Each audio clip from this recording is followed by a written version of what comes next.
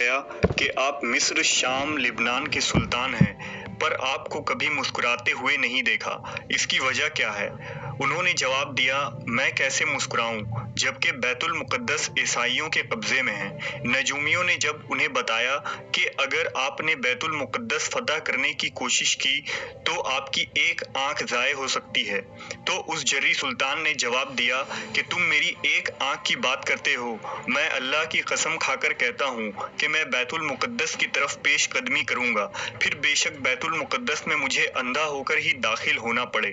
اور تاریخ گواہ ہے کہ وہ سلطان ایک دن بیت المقدس میں فاتح بن کر داخل ہوتا ہے اور شہر میں اللہ اکبر کی گونج پیدا ہوتی ہے۔ اس دلیر فاتح بیت المقدس کو تاریخ سلطان صلاح الدین ایوبی کے نام سے جانتی ہے، جس نے مسلمانوں کے کھوئے ہوئے وقار قبلہ اول کو آزاد کروا کر نہ صرف امت مسلمہ پر احسان کیا بلکہ یروشلم کے لوگوں کو ظلم و جبر سے نجات دلوائی۔ سلطان کا پورا نام الناصر صلاح الدین بن یوسف بن ایوب تھا، جو تاریخ کے ایک عظیم فاتح حکمران کے ناموں میں سر فہرست ہے۔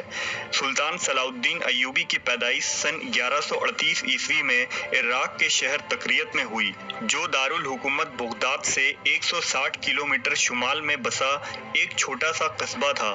صلاح الدین نسل کے اعتبار سے کرد تھے، جو ہمیشہ سے ایک بہادر قوم رہی ہے۔ انہوں نے اپنی سیاسی زندگی کی شروعات ایک فوجی افسر کی حیثیت سے کی۔ وہ نور الدین زنگی کے لشکر میں شامل تھے۔ جب نور الدین زنگی نے مصر فتح کیا تو اس فاتح لشکر کے امیر صلاح الدین کے چچا شیر کوہ تھے۔ اس جنگ میں صلاح الدین نے جس بہادری اور جرأت مندی کا مظاہرہ کیا، اس کے بعد سے ہی وہ منظر عام پر آ گئے اور لوگوں نے یہ بھانپ لیا کہ صلاح الدین غیر معمولی حکمت عملی اور مقصد رکھنے والا شخص ہے۔ لہٰذا صلاح الدین کے چچا کے انتقال کے بعد نور الدین زنگی نے انہیں مصر کا حاکم بنا دیا۔ اس طرح بتدریج سلطنت کو وسعت دیتے ہوئے کئی علاقوں کو فتح کیا، نیز صلیبی سازشوں اور حملوں کو اپنی دانش مندی سے ناکام بنایا۔ پھر نور الدین زنگی کے انتقال کے بعد صلاح الدین سلطان بن گئے۔ صلاح الدین ایوبی نہایت ہی سخی، فیاض، اعتدال پسند اور بردبار انسان تھے۔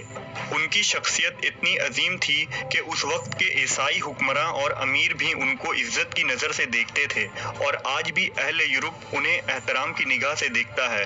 صلاح الدین کے دل میں جہاد کا جذبہ کوٹ کوٹ کر بھرا تھا۔ دراصل سن 1099 عیسوی میں جب اسلامی حکومت منگولوں کے حملوں اور آپسی اختلافات کی وجہ سے کمزور ہو گئی تھی، اس وقت صلیبیوں نے آپسی گٹھ جوڑ اور حملوں کے ذریعہ مسلمانوں سے صلیبی جنگیں لڑیں، اور ساری یورپی طاقت لشکر لے کر یروشلم کو فتح کرنے آ گئی۔ لہٰذا اس جنگ میں صلیبیوں کو فتح حاصل ہوئی اور ان کے جنگجو یروشلم میں داخل ہو گئے۔ انہوں نے بے شمار مسلمان اور یہودیوں کا قتل عام کیا، جو نہایت ہی دردناک تھا۔ یہ اسلامی خلافت کے جاہ و جلال پر کاری ضرب تھا۔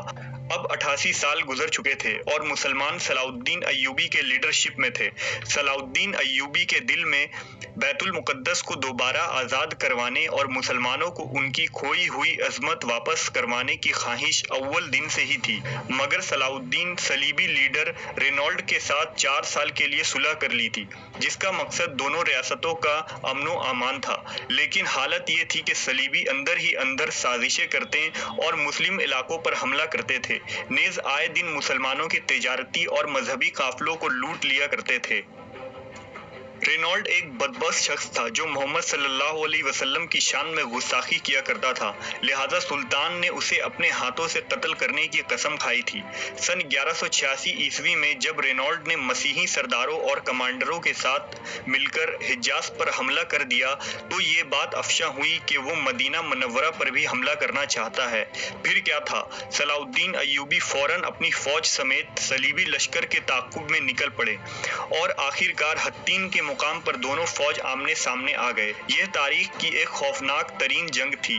صلاح الدین نے جنگی حربے کے طور پر زمین پر ایک ایسا مادہ ڈلوایا جو آتش گیر تھی، جس سے آگ بھڑک اٹھی۔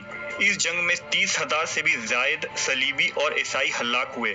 رینالڈ کو گرفتار کر لیا گیا اور اپنے قسم کے مطابق اس گستاخ کا سر صلاح الدین ایوبی نے خود اپنے ہاتھوں سے قلم کیا۔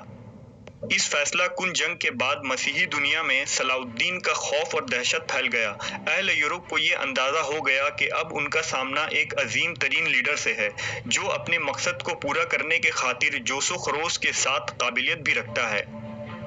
حطین کے بعد اب وہ وقت آ چکا تھا کہ جب قبلہ اول کو آزاد کروایا جائے، لہٰذا صلاح الدین نے تمام مسلم ریاستوں کو جہاد کی دعوت دی اور فوجی امداد طلب کی۔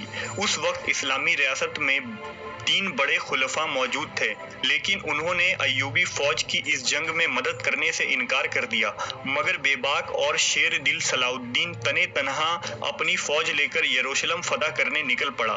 یورپ کے بادشاہوں نے حالات دیکھتے ہوئے انگلستان اور فرانس سے درجنوں لشکر بھیجے، گویا پورا یورپی فوج یروشلم کی طرف بڑھ رہا تھا، لیکن صلاح الدین نے اپنی حکمت عملی اور پوری قوت لگا کر بیت المقدس پر قبضہ کر لیا، اور ایوبی لشکر نے پورے عزم کے ساتھ صلیبیوں سے مقابلہ کیا اور انہیں پسپا کر دیا۔ جس دن بیت المقدس فتح ہوا وہ ہفتے کا دن تھا، لہٰذا صلاح الدین نے اتوار کو چرچ کھولے رکھنے کی ہدایت دی۔ مسیحی مورخ صلاح الدین کے اس فراخ دلی کی بہت تعریف کرتے ہیں۔ غرض یہ کہ صلیبی فوج نے ہتھیار ڈال دیے، لیکن صلاح الدین نے شہری آبادی پر وہ ظلم نہ کیے جو صلیبی فوج نے اس شہر پر قبضے کے وقت مسلمانوں پر کیے تھے۔ صلاح الدین کی یہی سخاوت اور رحم دلی اسے تاریخ کا ایک عظیم ترین لیڈر اور حکمراں بنا دیتی ہے۔ پھر صلاح الدین بیت المقدس میں داخل ہوا، مسجد کی صاف صفائی کروائی گئی اور میناروں سے اذان کی صدا بلند ہوئی۔ یہ آواز اہل یورپ کے کلیساؤں تک گونج اٹھی، جو اس بات کا اعلان تھا اب ظلم و بربریت کی حکومت کا خاتمہ ہو گیا ہے اور اب یروشلم کو مسیحیوں اور صلیبیوں سے دائمی طور پر نجات مل چکی ہے، جس کی صدا قبلہ اول سے آ رہی ہے۔ صلاح الدین ایوبی نے اس فتح کے بعد یورپی حکمرانوں کے قوت اور فوجی طاقت کو پارا پارا کر دیا تھا۔ یروشلم میں اتنے صلیبی فوجیوں کو قتل کیا گیا کہ دیکھنے سے یہ معلوم ہوتا تھا کہ پوری صلیبی فوج آج قتل ہو چکی ہے۔ یروشلم کے تمام مسیحی مرد و عورت کو 10 دینار بطور فدیہ دے کر رہا کر دیا گیا، اور جن غریب لوگوں کے پاس رقم نہ تھی، صلاح الدین کے بھائی ملک عادل نے ان کی فدیہ کی رقم خود ادا کر کے ان کو بھی رہا کر دیا۔ کسی کو نہ غلام بنایا گیا، نہ عام شہریوں کو قتل کیا گیا۔ پھر بیت المقدس پر مسلمانوں نے 761 سال تک مسلسل حکومت کی، یہاں تک کہ سن 1948 میں وہاں یہودی ریاست کا قیام ہوا۔ صلاح الدین کا غیر مسلموں سے سلوک عین اسلام